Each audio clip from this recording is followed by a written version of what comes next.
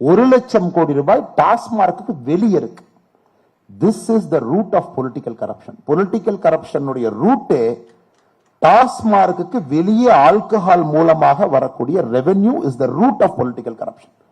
அதனாலதான் அவர்கள் டாஸ்மார்க்கை ஏன் மூடக்கூடாதுன்னா, அவர்கள் நடத்தக்கூடிய சாராய ஆலைகள் டாஸ்மார்க்கு லிக்கர் கொடுக்கணும்.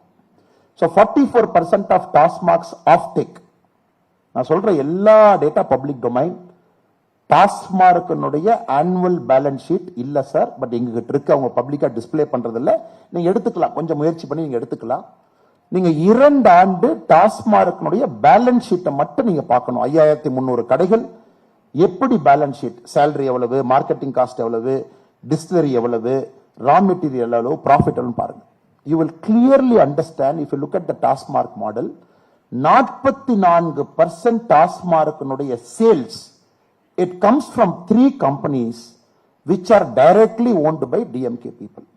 Directly owned by, இதெல்லாம் நம்ம எம்ஆர்ஓ டிஃபமேஷன் சூட் போதல்ல சார், வர காலத்துல இந்த டேட்டாலாம் நாங்க கோர்ட்ல கொடுப்போம். You will see 3 பேருடைய நிறுவனம் தான் டாஸ்மார்க்கினுடைய 44% சேல்ஸ். அதனால் 100% டாஸ்மார்க்க மூடி ஆகணும் சார். 100% கள்ளுக்கடைகளை திறந்து ஆகணும். 100% டாஸ்மார்க்ல வேலை வாய்ப்பு இழந்தவர்கள் எல்லோருக்கும் திரும்ப வேலை வாய்ப்பை பேலன்ஸ் பண்ணி கொடுக்கணும்.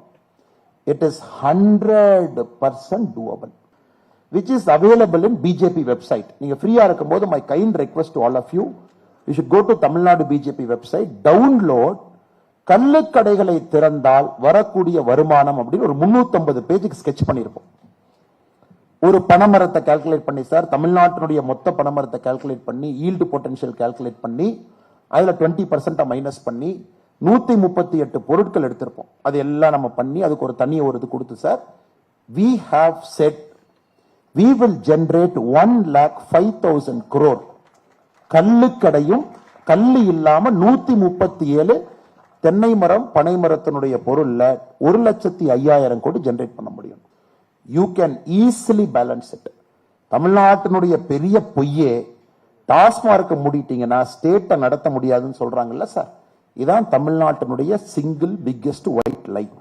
அதை 2026 உடைக்க வேண்டிய கட்டாயம் நமக்கு இருக்கு. நீங்க ஃப்ரீயா இருக்கிறவங்க நம்முடைய வெப்சைட்ல நம்முடைய கள்ளுக்கடைகள் திறக்கக்கூடிய அந்த கான்செப்ட் ஒயிட் பேப்பரை நீங்க பார்க்கணும்.